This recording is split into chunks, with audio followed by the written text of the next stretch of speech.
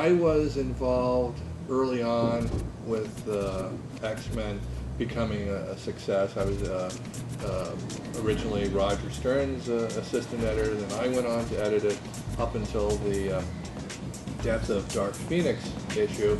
Of course, in the version I edited, she wound up living, which was then, I think they reprinted that, or they printed that a few years later, you know, the version I edited.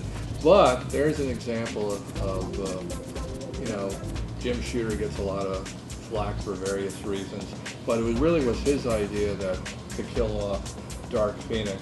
And that was a great idea. I mean, it had a huge impact on the series. It's, you know, remembered as, you know, classic issues. So that was great. I think from the day I started at Marvel and was told, hey kid, I was only 15 years old, you know, comics probably aren't going to be around much longer, you know, because they were witnessing the end of the mom and pop, you know, candy store, drugstore distribution, which for years was the only way comic books were distributed. No one there knew that suddenly there would be this direct market of comic book stores, and they couldn't imagine there would be enough that it would support the comic book industry. But being 15 and thinking, you know, like, that's the last thing I wanted to hear. This is what I want to do. I want to be in comics for, you know, my life. And so I think that made me pay attention to everything beyond just the art and stories and characters, to like, what will it take to make comics successful? You know, how, you know, not that I was so arrogant that I thought, oh, I will save the comic book industry, but my thinking was in that direction of, you know, what can I do?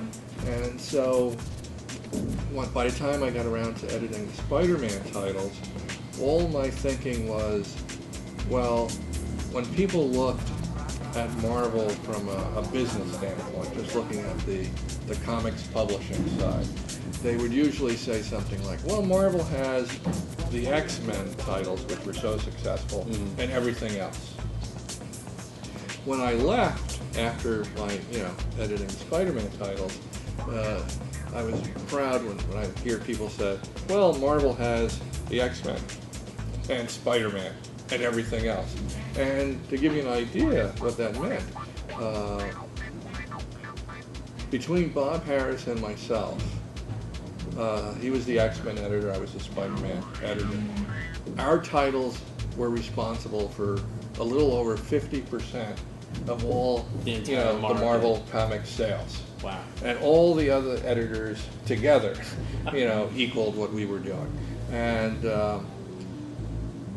you know, it felt good. The one conversation I wish I could have recorded, because no one would believe it now, you know, based on what they think of Todd McFarlane, is I went into it really with a plan that I'm going to go up against the X-Men titles and we will surpass them. And I had a conversation with Todd about this, and he thought I was crazy. He thought it was impossible, because at that moment in time, the X-Men had been like unsurpassed. It was the reigning king of comic book sales for over 10 years. And whenever people try to compete sometimes, they feel it has to be somehow the same thing, which never makes any sense to me. In other words, the only thing that could beat the X-Men would be an imitation of the X-Men. I was speaking with Todd on the phone that night. I still remember it pretty clearly. I was trying to explain that I just believed in a whole bunch of things, that if we just kept, like the X-Men had, a regular creative team, issue after issue, on Spider-Man, that we'd be able, I thought, in 7 years, be able to surpass the X-Men, but we did it in 3 years. Wow. And it worked. It was a lot of fun. I think the environment in Marvel was changing at the time. Ron Perlman was coming in as a new owner. Some of the way the artists were being handled wasn't too enlightened. I figured Well, it's been 20 years. You know, I probably would have been a lifer if it wasn't for my wife at the time, who sort of, I was seeing how she was seeing how I was treated at Marvel through her eyes, and I would have never cared, left to my own devices, because I always sort of had my own agenda.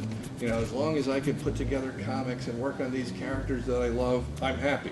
Mm-hmm. But then I realized, well, wait a minute, I'm making them a lot of money. I'm working really hard. I don't think at this point there's anything more they could really teach me. Why don't I try and do this somewhere else? And at that point, I had several offers, and I took the one from Topps, and we started a line of Topps comics.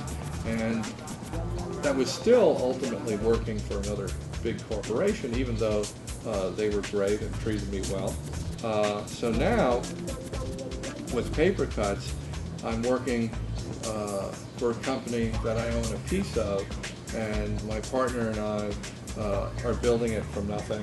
Mm-hmm. It's been over 5 years now, and I'm hoping that, you know, if we keep doing stuff that's good, we'll build an audience, and who knows, maybe one day we'll give Marvel a run for their money.